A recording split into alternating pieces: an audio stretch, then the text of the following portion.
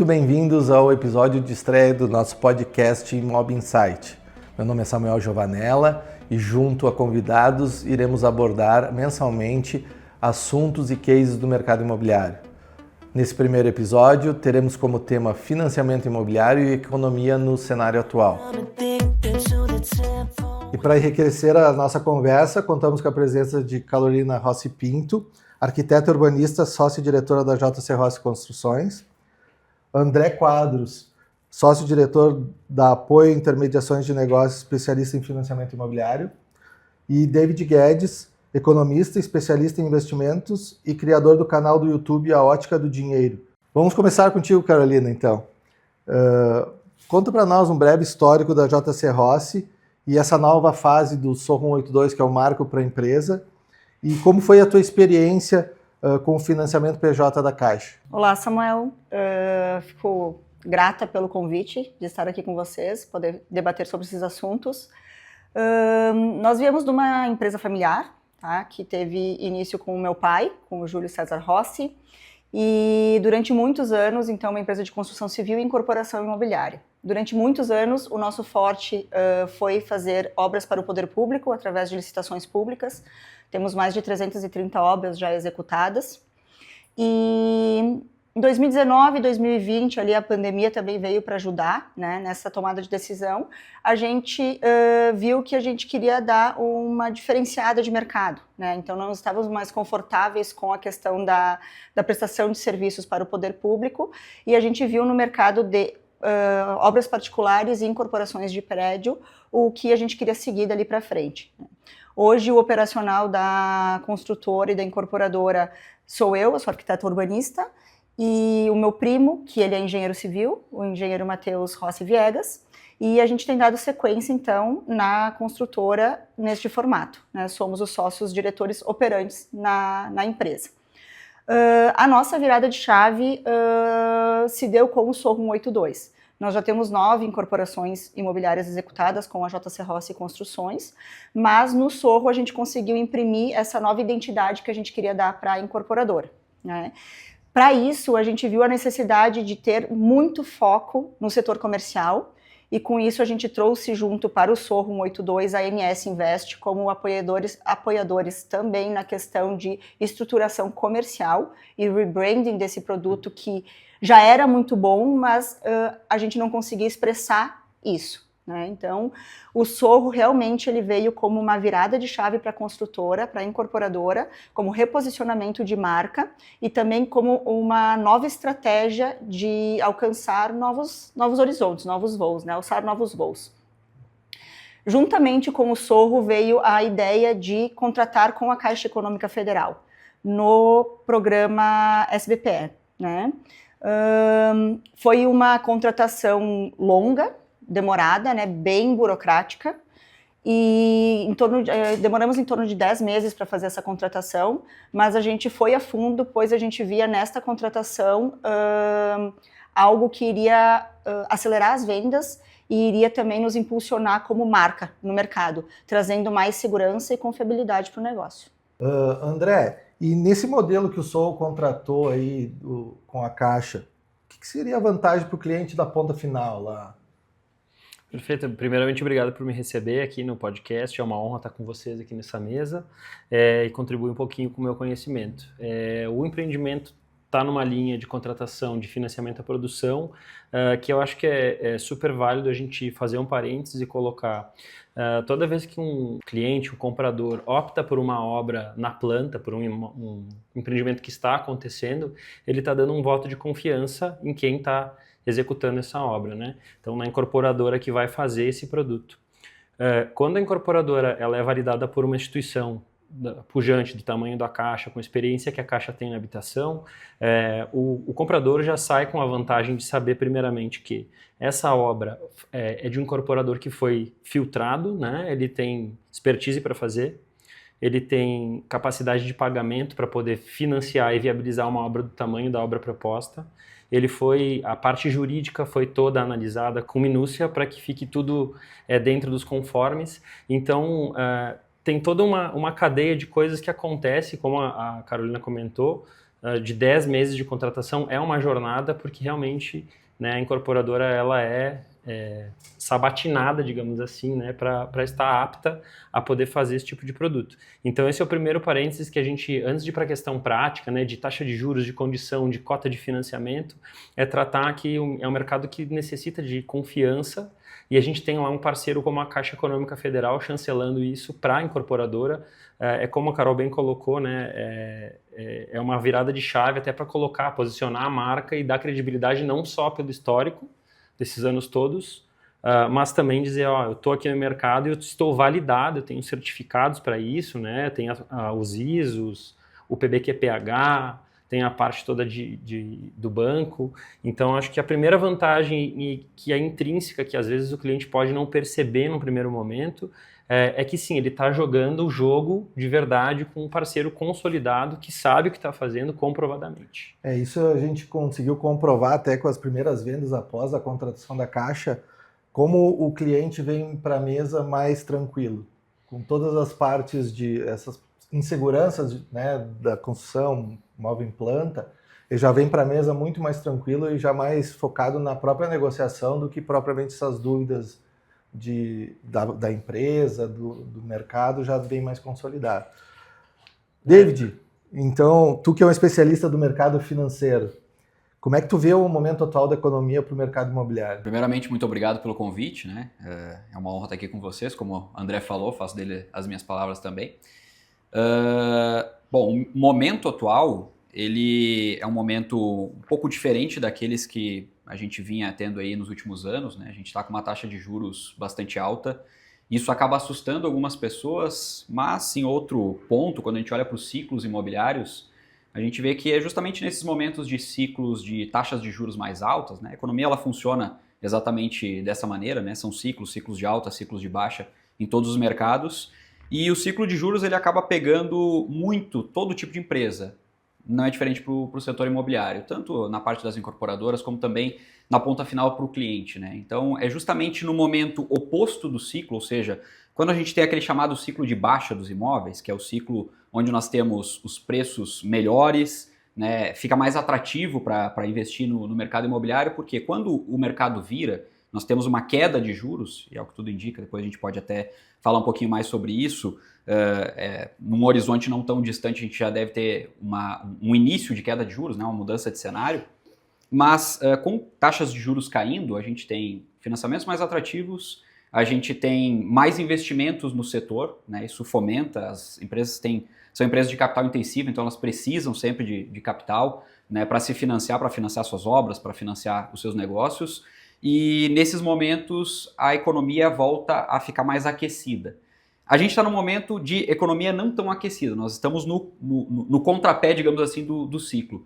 Esse é o momento mais propício, historicamente, para fazer investimentos imobiliários. Então, quem consegue se posicionar agora, quem está apto, por exemplo, para fazer uma aquisição de um imóvel, esse tipo de coisa, esse é um momento interessante, tanto para a parte do investimento, quanto também para a aquisição de um imóvel para moradia, né? Então, quem sabe se posicionar nesse contrafluxo dos ciclos, acaba fazendo bons negócios, né? Ele não é que não vai encontrar bons negócios no futuro, mas se tem um melhor momento para encontrar bons negócios, esse é sem dúvida um desses melhores momentos. Perfeito. E tu acha que a tendência, sim, a gente agora ter uma manutenção da taxa de juros, mais uns 2, 3 meses, até o final do ano, acredito, e os indicadores indicam que começa a ter um declínio no ano que vem. Mas tu acha que o período eleitoral que está culminando ali, bem nesse período, tu acha que vai ser um fator que possa alterar a descendente dessa taxa? Hoje a gente tem uma independência do Banco Central, né? Então as decisões de juros elas são extremamente técnicas. Tanto é que independente de quem nomeia o presidente do BC, quem vai ficar à frente das decisões do Copom, enfim, né, o time, as decisões seguem sendo técnicas. Então, independente, a gente tinha um presidente, aí trocou, veio outro presidente que tem uma linha bem diferente e a taxa de juros seguiu a mesma rota, ou seja, ela não foi baixada no canetaço, né? Justamente por conta desse modelo que o Brasil tem. Na minha visão, é um modelo correto, né? Um modelo mais independente, justamente para que essas decisões de taxas de juros que impactam a economia de uma maneira bastante significativa, né? Tanto no controle da inflação, como também no aquecimento econômico, enfim, elas possam ser tomadas da melhor maneira possível, né, em prol do país. Agora, o mercado precifica, sim, uma mudança de governo, né? Isso impacta mercados de renda variável e também acaba impactando perspectivas de juros. Então não é que a gente vai ter, por exemplo, se houver uma mudança de governo, uma mudança de tipo de governo, digamos assim, né, na eleição. Eleição em 2026, então a gente ainda tem um tempinho até que isso comece a fazer preço, mas vai chegar lá no segundo semestre de 2026, ou melhor, segundo semestre de 2026, né? Estamos em 2025. Vai começar a fazer preço no juro futuro. Ou seja, o mercado já começa a depositar uma expectativa sobre, olha, dependendo de quem assumir aqui, o fiscal vai ficar um pouquinho mais largado ou o fiscal vai ter uma atenção um pouco maior. Dependendo de quem assume, a tendência é que a taxa de juros tenha um espaço um pouco maior para queda e dependendo, não é que muda a rota, ela tende a cair sim, mas talvez o espaço ou o juro futuro precificado pelo mercado não tenha tanto espaço assim para quedas. Perfeito. Carolina, então voltando um pouco no assunto do financiamento ali, o que melhorou com a parceria da Caixa assim na ponta de vendas que tu tem anotado, além dessa questão de confiança que a gente falou anteriormente? Como o André mencionou, né, o cliente ele não compra só produto, ele compra confiança, né, e principalmente no nosso ramo, né, e principalmente na nossa região, né, então a gente vive e vende um produto que está inserido numa região que tu tem que passar confiança, né, é a base das vendas hoje em dia, né, na nossa região. Quando o cliente vem comprar um produto que ele busca confiança e esse produto está respaldado por uma contratação com um banco de porte, que nem a Caixa Econômica Federal, e no tipo de contratação que a gente fez, que passa por um crivo muito minucioso, essa confiança ela acaba sendo muito fácil de ser repassada para o cliente, né? Tu não precisa ficar tentando te vender muito, porque a documentação por si só, né, a contratação por si só, ela já te ajuda nesse processo, né? Então a gente percebeu que após a contratação com a Caixa e quando tu coloca a placa que a Caixa exige que tu coloque na obra, a movimentação em torno do empreendimento, ela foi muito mais assertiva. Então aquele cliente que estava ainda com dúvida se comprava agora, se comprava ano que vem ou se esperava mais 2 meses, eu acho que era a certeza que ele precisava para efetivar a negociação. Então a gente viu nos 2, 3 meses após a colocação da placa da Caixa, que as vendas tiveram uma boa, foram bem volumosas perto do que a gente vinha comercializando, né? Então a gente teve muito mais procura e efetivação de contratos, né? E a gente percebeu que a tendência disso continua, né? Então não só com o cliente final, mas também na forma da empresa se posicionar com as imobiliárias também. Acho que trouxe uma confiabilidade geral de mercado. Se eu puder fazer um parênteses, eu acho que é interessante isso que tu traz. A gente percebe em outros momentos, no cenário local, né, onde a gente atua, algumas construtoras no passado usando do argumento de não querer botar a placa do banco na obra, imaginando que isso fosse assim, olha, pode parecer que eu estou fazendo um negócio e precisando de dinheiro, que eu não tenho dinheiro para executar. Só que isso foi desconstruído de uma forma que dá o sentimento que a Carol coloca na mesa, que é, eu tenho a placa de um banco que está jogando junto comigo. Ele me trouxe para parceiro de negócio. Isso fortalece muito a marca da construtora, da incorporadora no mercado e reverte em vendas. Então, no início, a gente tinha construtoras fazendo isso, tentando ocultar que faziam isso, porque as construtoras, isso é interessante a gente trazer para o público, a construtora ela não busca o dinheiro do mercado porque ela precisa de dinheiro. Isso é uma estratégia, o mercado é financiarizado, todo ele, globalmente o mercado é financiarizado, todo mundo trabalha com o dinheiro dos... Então, o modelo de negócio ele parte para um viés que caminha desse lado e não quem joga fora desse jogo acaba ficando deslocado, vai perdendo a vez, vai perdendo a chance e vai se descolando. Hoje as principais construtoras e as maiores do país, todas elas utilizam esse produto ou semelhante a esse produto. Não por necessidade de tomar crédito, e sim por uma condição de como o negócio acontece de fato, entendeu? Isso acontece com as empresas da Bolsa, isso acontece com empresas que também não estão na Bolsa, que buscam seus capitais, o nosso agro depende do dinheiro do mercado, isso é uma realidade nova. Então é legal colocar isso, acho que é importante, né, a gente trazer para a mesa esse assunto dessa forma, porque às vezes o cliente que não está acostumado, não está no nosso dia a dia, ele pode olhar com um olhar diferente que para nós já é normal. É bom isso, né? Isso mostra que a incorporadora tem condição de fazer o que está fazendo e o banco está apostando nela. Quem empresta dinheiro e fala, ó, tem potencial e eu entendo que esse dinheiro vai retornar para mim com lucro, porque o banco está fazendo uma operação visando lucro, né?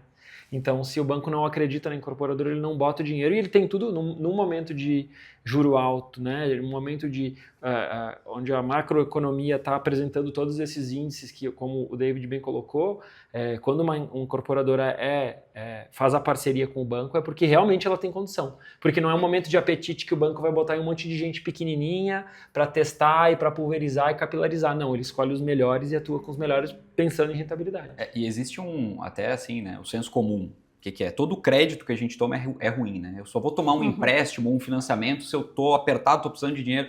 Na verdade, existem uma diversidade muito grande de créditos inteligentes, né? Eu posso tomar tanto na física quanto na pessoa jurídica, na empresa, um crédito inteligente. O que é, né? Eu me financiar uma taxa de juros menor do que eu consigo obter de retorno, seja no investimento, por exemplo. Então, se eu tenho um investimento onde eu obtenho um retorno de 15% e eu consigo uma taxa de juros para me financiar para alguma coisa, um crédito para tomar de 10%, 5%, poxa, é inteligente eu tomar aquele crédito.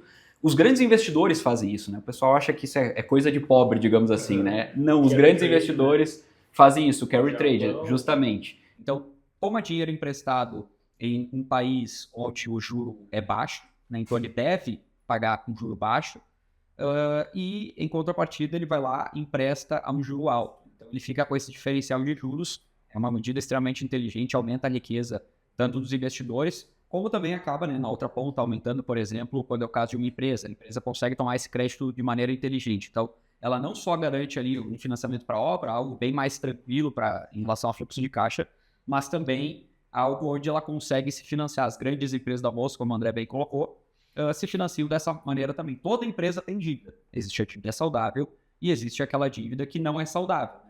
Via de regra, quando se faz uma dívida saudável, você consegue ter um retorno sobre capital maior do que a dívida, acaba sendo interessante, independente se na física ou na jurídica. Dando o gancho aí do David, o que hoje a pessoa física tem de vantagem para entrar no empreendimento PJ da Caixa? Então, muito bem explicado a questão do crédito inteligente, eu acho que é muito pontual e as pessoas que têm a condição de se colocar nessa condição de tomar o dinheiro de forma inteligente e permanecer com liquidez, capitalizado, encontram nesse momento uma janela onde a Caixa Econômica Federal mantém o juro ainda vamos dizer assim, num período anterior, porque todos os bancos subiram, né? Os bancos diminuíram o apetite por causa do custo com dinheiro e os bancos subiram o juro, dificultando um pouco com cotas menores, né? Entrada de 30%, 40%, juros acima de 12%, saindo do SFH, indo para o SFI, perdendo descontos com impostos municipais por causa dessa condição. E a Caixa Econômica, por ser um banco que vive, core business da Caixa é habitação, ela tem um ponto de equilíbrio mais resiliente, ela tem condição ela tem uma capilaridade maior para buscar dinheiro, então o funding dela tem outras alternativas que têm um custo mais alto, mas que ela consegue captar de uma forma mais ágil também, e consegue manter o canal do dinheiro aberto. Esse ano a Caixa tomou algumas providências muito inteligentes para fazer com que o crédito no ano inteiro fosse fluido. Então eles travaram alguns detalhezinhos para evitar uma vazão enorme de dinheiro no início do ano, como foi o ano passado, e um problema maior de funding no final do ano. Então a gente está chegando na reta final do ano, ainda com a possibilidade de dinheiro com tranquilidade no banco, e o banco optando por segurar aí o spread, né, ter uma taxa de juros mais atrativa, e os empreendimentos, enfim, o Sorro, que é o caso aqui, está dentro de uma linha onde o juro permanece na janela passada, no período passado, né, que é um juro abaixo lá, um juro nominal abaixo de 10, a gente está falando de 9,93 de juro nominal, um juro efetivo de 10,39, que é, para o tomador pessoa física, muito interessante, porque a Selic está muito alta. Então, a gente chega a beirar até a falta de bom senso do banco, porque o banco capta numa LCI, pagando 90% do CDI para o cliente, esse dinheiro vai para o funding da carteira e ele empresta 10,39.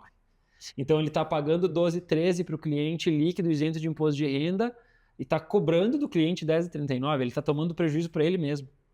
Então são clientes que têm essa possibilidade de aproveitar esse momento e é uma janela que acontece às vezes. Isso aconteceu no passado, lá no período que a gente teve Selic alta também, assim, na volta da Selic, né? 15, 16. Isso, e que às vezes quem sabe aproveitar esse momento consegue fazer uma compra super consciente, sem se descapitalizar, a rentabilidade da aplicação pagando a dívida que ele tem e ele está surfando de cima, né? Faz uma compra sabendo que a porta de saída está logo ali. Se não ficar interessante lá na frente, porque qualquer coisa mudou, ele tem o dinheiro para poder fazer a quitação e fica com a casa dele quitada. Se daqui a um pouco o imóvel que ele entendeu que era o que ele precisava não é mais porque ele se mudou de cidade, ele pode vender esse imóvel sem precisar quitar essa dívida e deixar com que o mercado tome conta do processo e continuar capitalizado.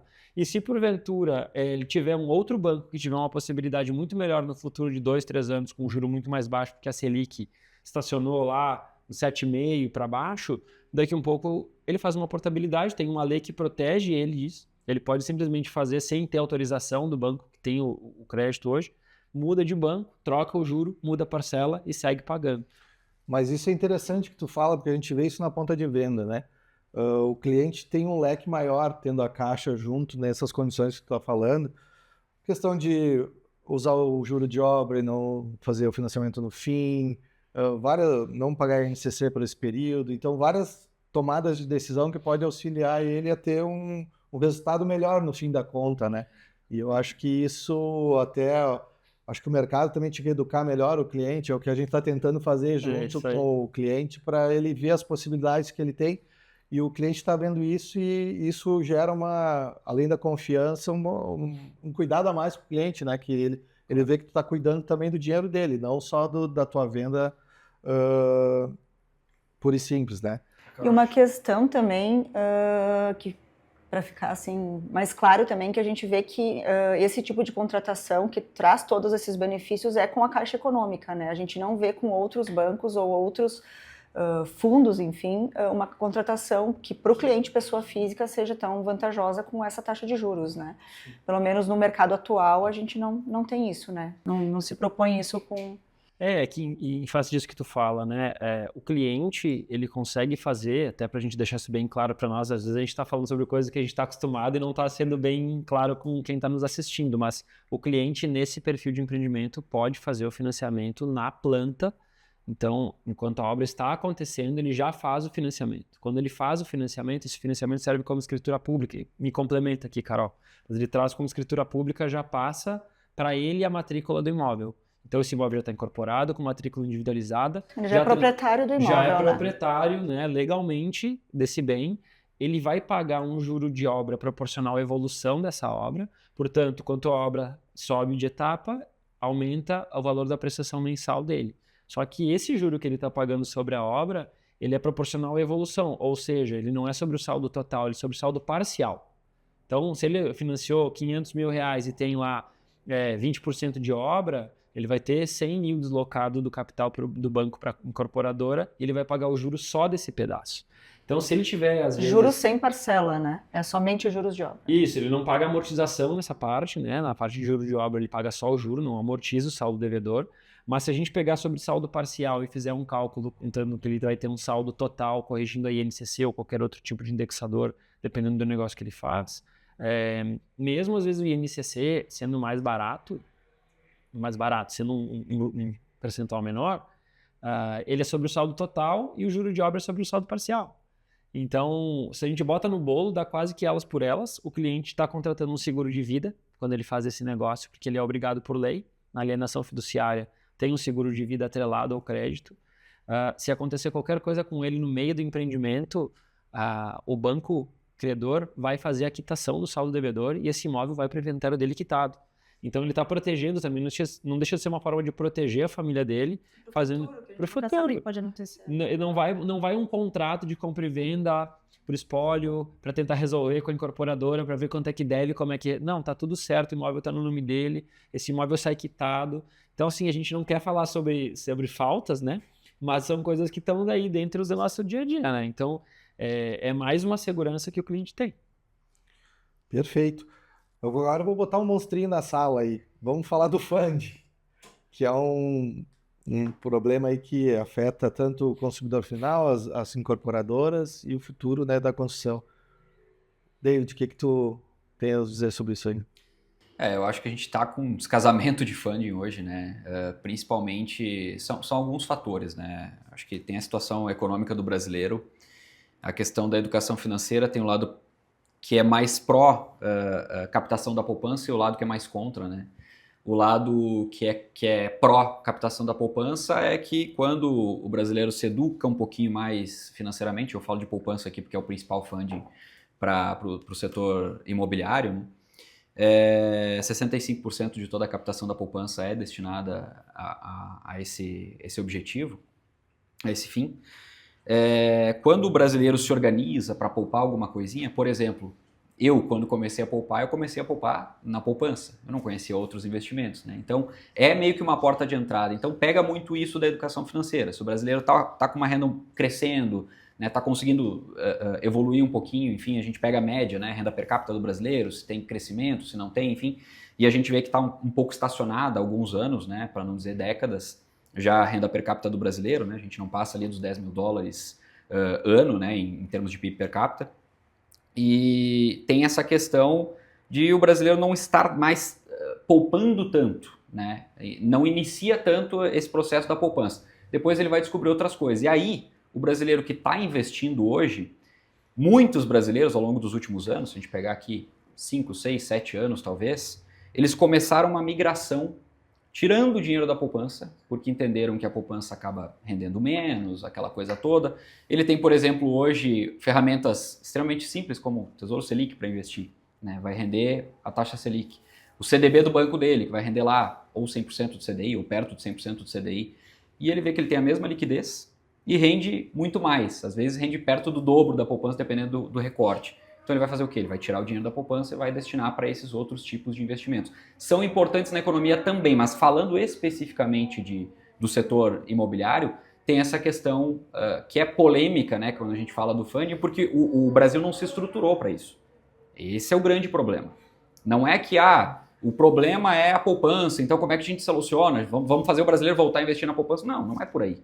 Isso não vai acontecer. O brasileiro tem se educado e ele está encontrando outras alternativas. Ele saiu e vai continuar saindo. A captação da poupança líquida ela tende a não ser mais positiva ao longo dos próximos anos, né?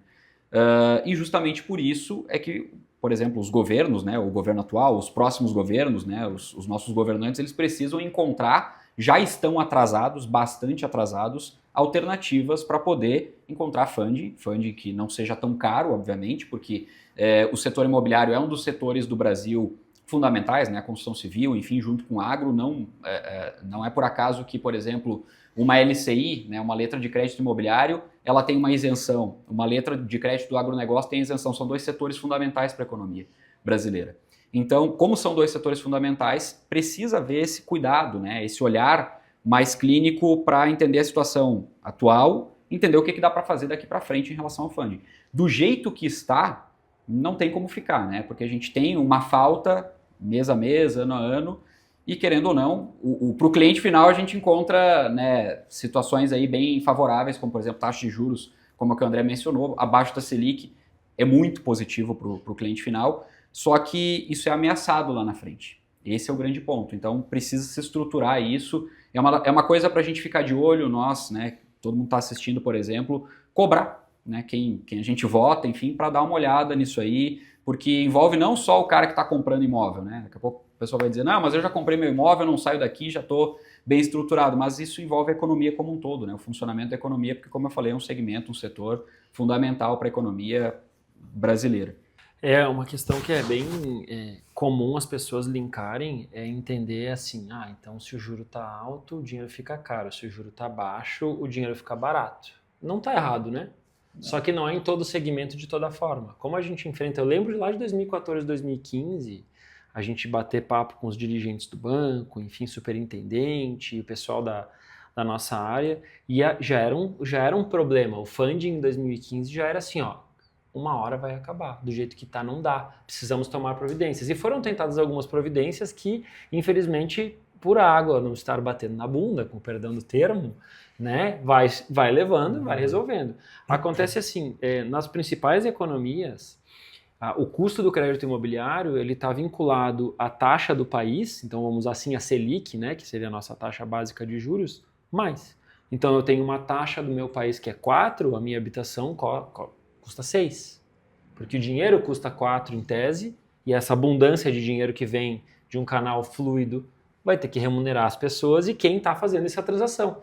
Os bancos, o governo, enfim. Então é normal que seja a taxa de juros do país mais um spread para remunerar o mercado. Aqui, a gente casualmente, quando eu falo em janela, antes eu uso esse termo direto, a gente tem Selic menos. E isso é uma coisa que é impressionante, né? Tu fala, a Selic está 15 e eu estou emprestando a 10.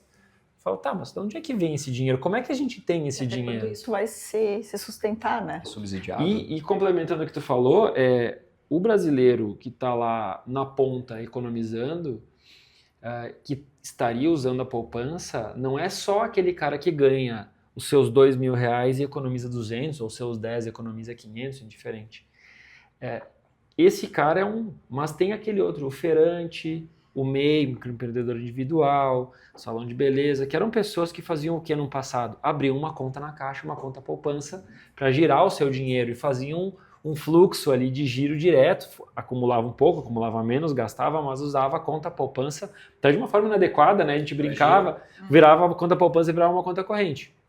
Hoje tem o PicPay, o Nubank, tem 500 bancos aí que o cara chega em casa, abriu a conta, ganhou um limite de cartão de crédito, tá tudo certo, ele vai abrir a conta poupança para quê? Então ele nem... Se a poupança não serve mais para finalidade, né? Não tem. Ela tá... então assim, a gente precisa cobrar, sim, e eu acho que esse posicionamento ele é correto, é cobrar das pessoas que estão hoje na ponta do legislativo e cuidando disso por nós, que entendam que essa necessidade ela é latente, assim como eles entendem que é no agro. O agro é algo que exporta o Brasil para o mundo, não pode faltar dinheiro. Então a bancada do agro, é o termo que se usa, está lá e está cuidando desses interesses. A bancada do imobiliário deveria existir também. Né? Infelizmente o nosso país trabalha dessa forma. É a indústria que mais movimenta dentro do país. É uma das indústrias que mais movimenta. Então, acho que é fundamental a gente ter esse entendimento de que a gente está numa janela onde a gente ainda oferta Selic menos. Isso não é uma coisa que vai ser para sempre. A gente está nesse momento. Para os próximos anos, eu não vou dizer décadas, as mudanças, os ciclos são muito mais curtos. A gente vive num momento que em 3 anos, vocês param para perceber que a pandemia faz quase 5 anos? Nossa vida teve uma revolução absoluta, em 5 anos mudou o conceito de tudo que é coisa. Então, assim, nos próximos anos a gente vai ter uma captação mais criativa, vai ter mercado, né? Todos os mercados vão entrar, né? O mercado de capitais vai entrar com funding, a gente vai ter mercado de outros países, talvez se a gente tiver grau de investimento conseguir captar recurso barato em outros países para tentar fomentar a economia aqui interna. São coisas que a gente precisa consolidar a nossa estrutura econômica para receber isso de forma saudável. Porque a gente tem um desafio, né? A gente tem nossa taxa Selic galopante, né? Vai de 2 a 15 num prazo curto, isso é difícil de atrelar a Selic, né? Então nós vamos ter que ter uma engenharia muito bem feita para ter um meio campo aí, quando a Selic também estiver muito alta, ter uma alternativa, porque se a gente ficar só na Selic, a gente sabe o histórico, né? A gente fica mais suscetível a ter uma taxa Selic alta, né? Só para concluir, então, esse raciocínio faz com que, tentando desconstruir um pouco a ideia de que se a Selic está alta, o juro está alto. Se a Selic está baixa, o juro está baixo. E tirar aquela ideia do cliente que assim, eu não vou comprar o meu imóvel agora, porque quando a Selic baixar, eu vou pegar o juro da pandemia e eu vou derreter, eu vou comprar uma cobertura em Balneário Camboriú e vou financiar 100%. Que tem gente que aparece muito na nossa empresa hoje com essa ideia. Mas eu estou vendo um imóvel que eu gostei, mas eu não vou comprar, porque eu vou esperar que o juro vai baixar. Num determinado momento, quando a gente tinha uma previsibilidade que isso ia acontecer, dava até para entender aquela pessoa falar, olha, se tu esperar o juro baixar, que o David complementou antes, quando o juro estiver baixo, o preço já estourou. Então tu tem que comprar agora, pensando que quando estourar ele está no teu colo, o imóvel é teu. Mas agora a gente tem um outro desafio, que é que quando o juro baixar, a Selic baixar, não necessariamente o juro do imobiliário vai baixar. E aí tu vai estar esperando isso acontecer, tu vai ter praticamente a mesma realidade na contratação, E não necessariamente tu vai consolidar aquela expectativa que tu criou, só que assim, o tempo passa, né? Teu filho cresce. Tu casa, se separa, tu muda de cidade. Então, não dá para pensar, não, vou comprar um imóvel com 60 anos quando eu estiver aposentado, uma casa lá num condomínio que agora tá na moda, né? O condomínio para o pessoal aposentado e tal, com um campo de golfe e tal. É legal olhar isso, né? Na fantasia fica bonito.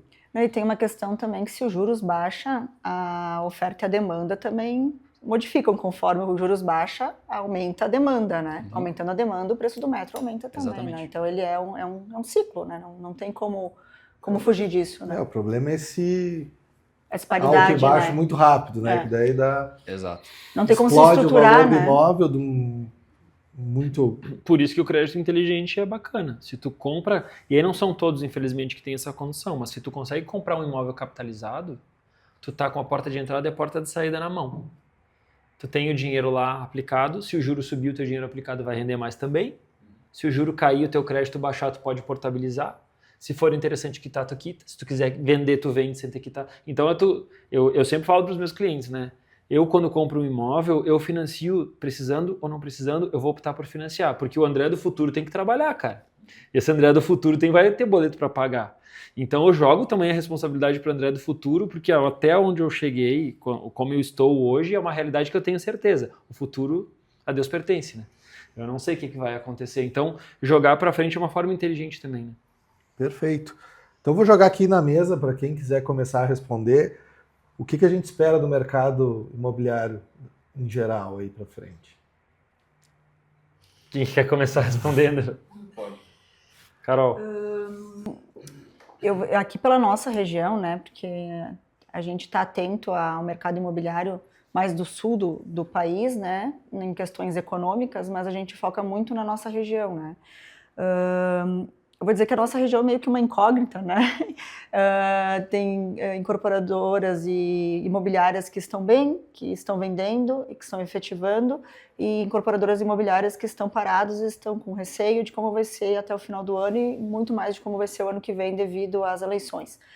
Para o mercado imobiliário, eu vejo na nossa região uma expansão, tá? Porque eu acredito que está se instaurando novamente a confiança na nossa região, tá? E acredito que vai ter um crescimento exponencial, justamente por essa questão que está agora se firmando. E eu acho que a gente ficou com muito pouca oferta de produtos no mercado.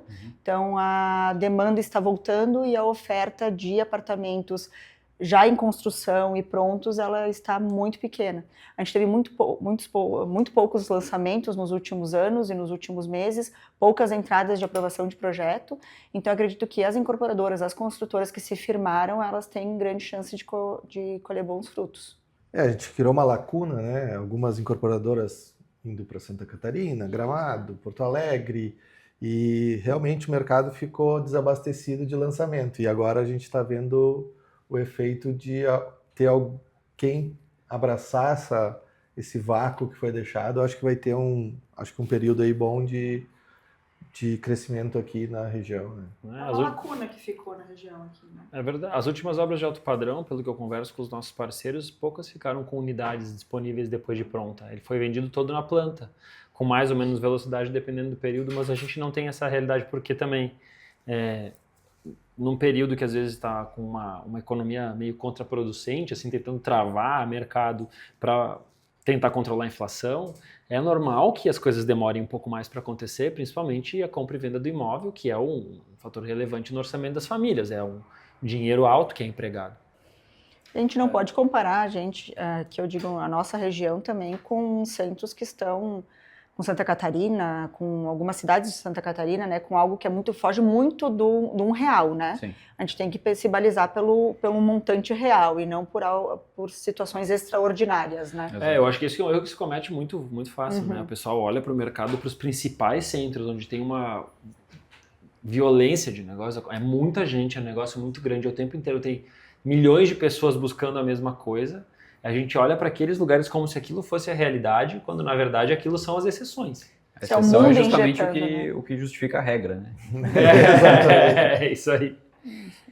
Tem mercados como Camboriú ali, Gramado, vem do Brasil todo, né, também. Então é um pouco diferente, é descolado do resto do país, né. Isso aí. Então acho que a gente tem, mas eu acho que esse vácuo aí foi criado e eu acho que tem incorporadoras podem surfar nessa onda aí. Só complementando, né? Eu acho que muitas vezes a gente tem que olhar bem para a ponta do consumidor, né? Tentar se enxergar na cadeirinha dele ali. O que o consumidor, o que está refletindo o comportamento do consumidor hoje? Ele olha notícias, aí ele vê que tá tudo um caos e tal, né?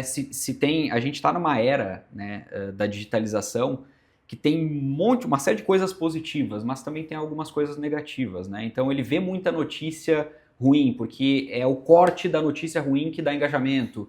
É aquela coisa que, nossa, eu tenho que falar muito mal aqui, eu nem acredito nisso, mas eu tenho que bater muito aqui para que...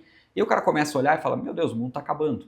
Aí ele olha para a taxa de juros, ele fala, tá 15%, eu não vou nem olhar lá o imóvel que eu queria comprar, eu vou ficar aqui no meu cantinho, eu não vou dar o meu upgrade, eu vou ver, sabe, coladinho na parede aqui, porque... eu acho que lá fora está acontecendo muita coisa, o mundo vai acabar em breve. Então, não é bem assim quando a gente olha na economia real, mas parte das pessoas tem esse comportamento um pouco mais defensivo nesse momento, sem entender, às vezes, né, sem ir a campo, entender quais são as condições, o que eu tenho no mercado, realmente isso aqui está fazendo sentido para mim, será que eu consigo melhorar a qualidade de vida da minha família?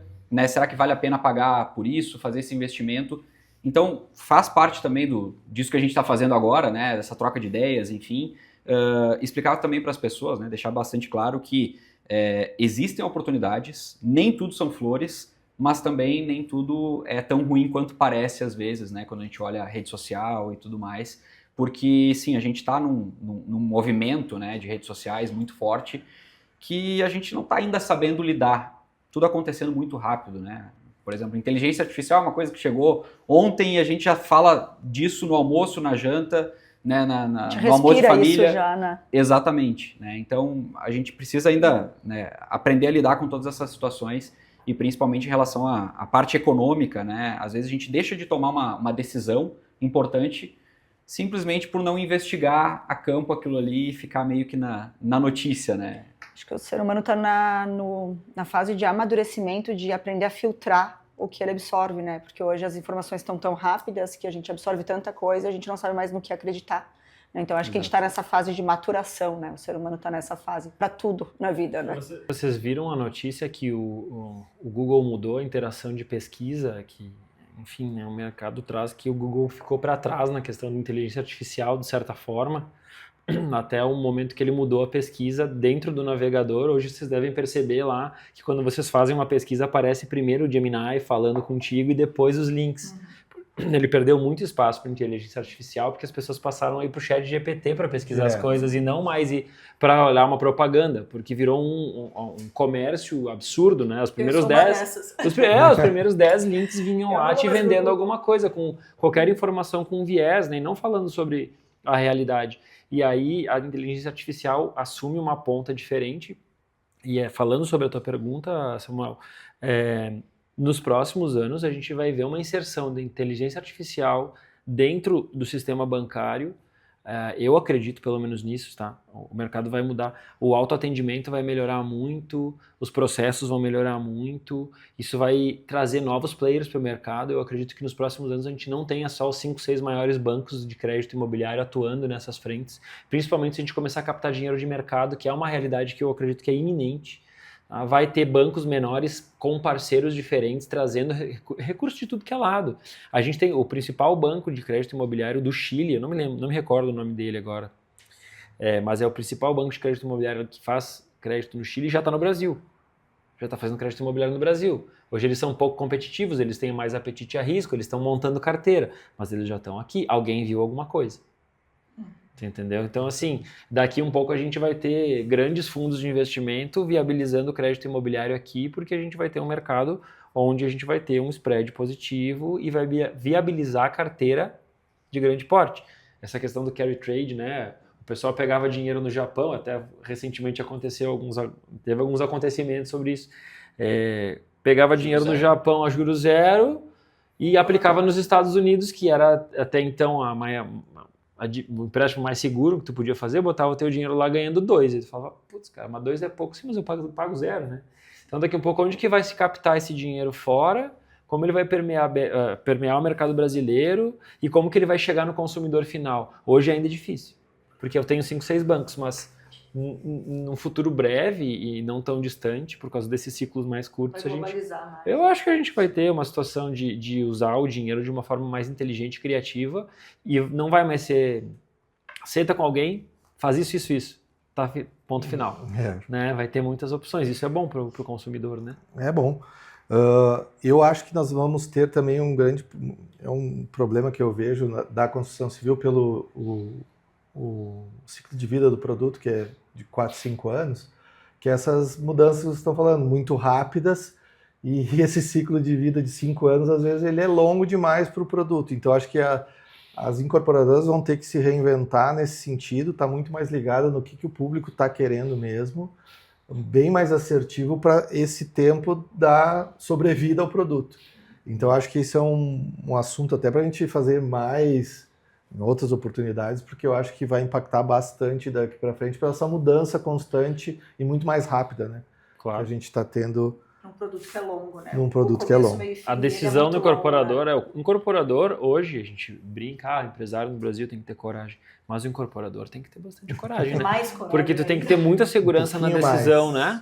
Porque até tu escolher o produto onde tu quer se posicionar, tu fazer um negócio do lote, tu desenvolver, tu fechar um negócio, tu pagar, tu começar a incorporar, tu começar a executar a obra, tu entregar a obra, tu ir a banco, tu receber... É um ciclo de 5, 6 anos para te começar a ver a cor do dinheiro, né? Numa obra até saudável, mais, boa, desde né? desenvolvimento de produto ali, Isso. busca de terreno, às vezes é mais. Acontece até linhas, vamos ver, porcelanato, linhas lançadas no teu concepção que já não tem quando tu vai entregar. Bom. Cara, teu filho já tá falando inglês com 7 anos e lendo mandarim e a tua obra não fez dinheiro aí. Por isso que tu coloca nos folders que é meramente ilustrativo. Tu tenta ficar o mais fiel possível, mas tem produtos que saem de linha durante o processo. E aí? Entendeu? Não tem o que fazer, não tem como garantir, né?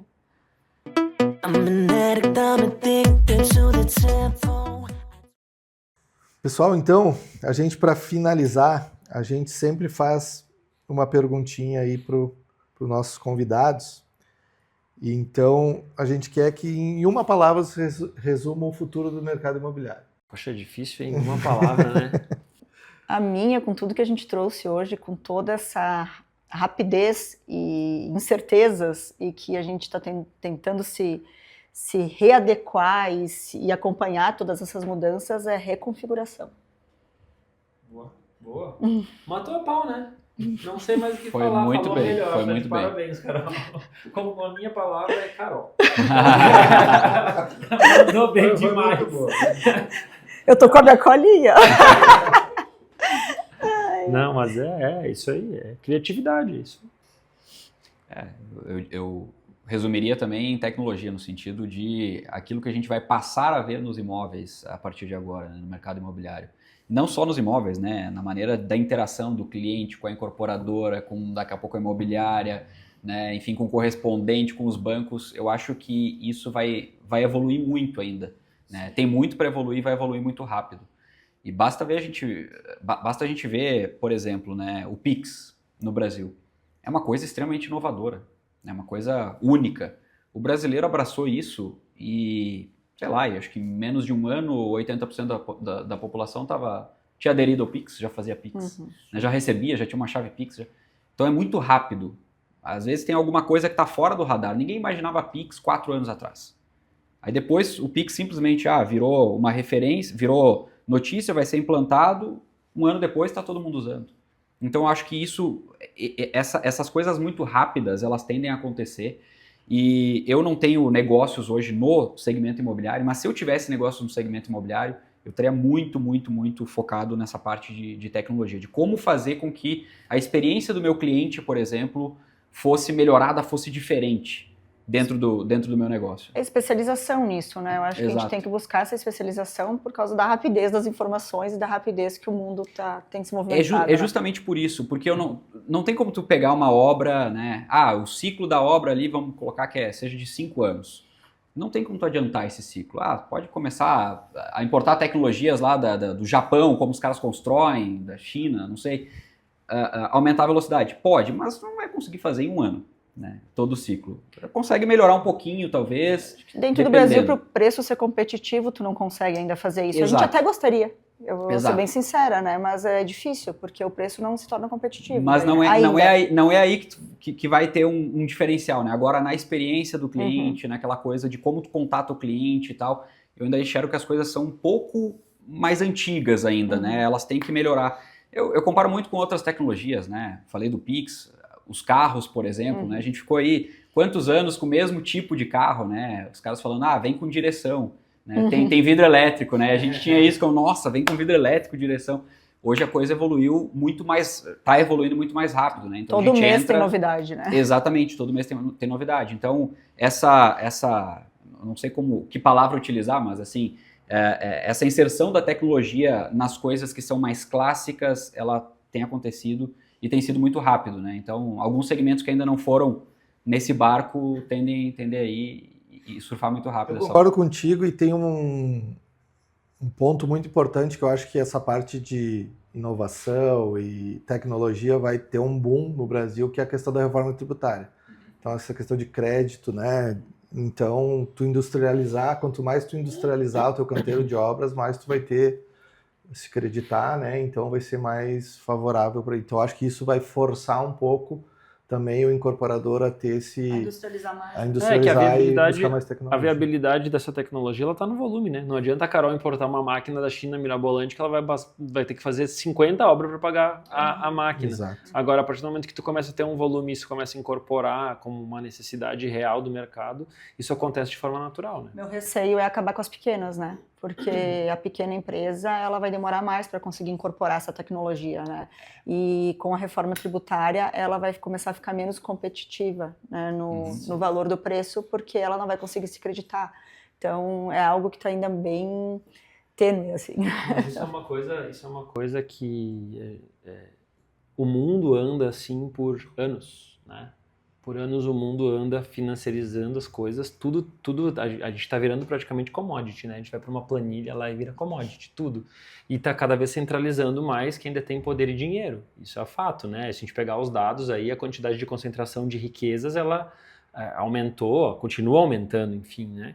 Então, os pequenos acabam tendo esse problema mesmo, não só pela questão da tecnologia ou do acesso, né, ao crédito, mas sim porque é difícil. Por exemplo, hoje uma construtora pequena que quer começar, eu fiz lá uma casa, 2 casas, e eu quero fazer um financiamento igual hoje a JC Rossi tem na Caixa, ela não viabiliza, porque falta fluxo de caixa, expertise, falta certificado, e os custos operacionais são altíssimos, uma análise de crédito, uma análise jurídica, os seguros obrigatórios por obra, isso torna... uma barreira de entrada. É uma barreira de entrada, Desiste, não tem como o cara lá que começou construindo uma casinha 2, que era pedreiro, que cresceu, que não sei o que, ter a incorporadora e pegar como aconteceu num passado não tão distante.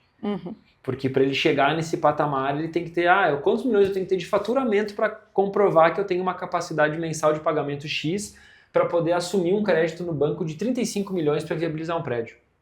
E o rating que tu tem que ter lá dentro. Isso, tudo, né? então assim, isso é fato, é uma preocupação bem genuína e bem bacana da tua parte, porque eu me sinto assim também, e às vezes as pessoas esquecem que o mercado é feito de pessoas, que é feito para todo mundo, né? Não é feito só para...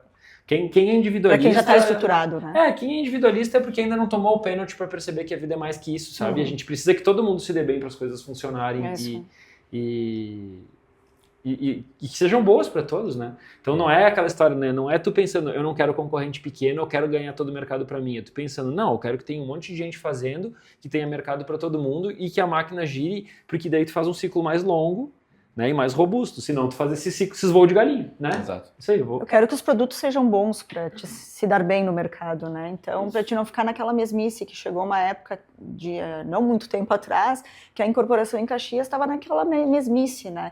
E agora ou tu te reinventa ou realmente tu faz algo que o cliente tem vontade de comprar, ele se sente morando lá dentro, ou tu vai continuar sendo... Exato. Né? Tu vai perder mercado, né? Olha que gancho legal, sendo o marqueteiro da Carol. Não, porque sabe sabe o que é? Sabe o que é? Esse empreendimento, falando do Sorro em específico, que eu tive a oportunidade de conhecer, enfim, e ele encanta porque ele é um empreendimento que ele tem uma história toda por trás, ele tem um propósito, ele é um empreendimento pensado em que entrega muitas coisas que saem um pouco do que a gente está acostumado em Caxias, que por muito tempo foi uma caixa com janela.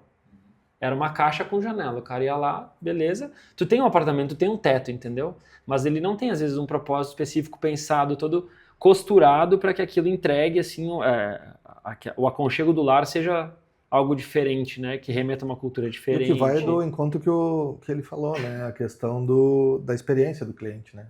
Isso, Tentar mudar a experiência do cliente. Então, tem que ser palpável essa experiência também. Né? Tem que chegar e ter o resultado. Então, acho que o Soul, ele traduz muito isso. Ele tem a história, ele tem essa pegada, mas ele entrega também, né? Então, acho que é importante isso. Não é só entregar para bolsos muito recheados, né? É conseguir entregar para um público que também seja ali um padrão médio-alto, né? Mas que não tenha condições de morar só naquele padrão classe AA, né? Em que a gente estava vendo muito essa separação da cidade, né? Sim. Ou tu ia para o baixo padrão, ou tu ia para um padrão muito alto. E aquela classe do meio ali, que não é a classe média, mas é uma classe ali que ela ficou desassistida, né? Então, é tu entender isso também, né? Tu entender o que o cliente que tu tá trabalhando, né? É um imóvel bom que não é só tamanho, né? Que tinha muito isso, às vezes lançava um prédio com 400 metros quadrados, um apartamento. Eu não sei, o cara deve ter 18 filhos para morar num apartamento de 400 metros. E é uma situação mais... A gente não tinha esse produto, às vezes, que é um produto que ele tá adequado para uma família morar bem, uma localização bacana. Tem algumas coisas acontecendo, né? Mas que é focado no consumidor mesmo, né? Não necessariamente só no dinheiro ou no mercado. Maravilha, gente. Foi muito bom conversar com vocês aqui. O André, o David, a Carol. Foi o nosso primeiro episódio. Quero agradecer quem nos deu ser nossos espectadores nesse primeiro episódio. E vamos para o próximo. Até breve.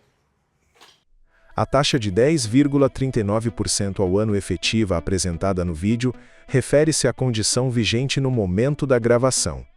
No entanto, entre a gravação e a publicação do episódio, a Caixa Econômica Federal alterou suas taxas mínimas para operações SBPE, sendo a taxa mínima atualmente praticada a partir de 11,19% ao ano.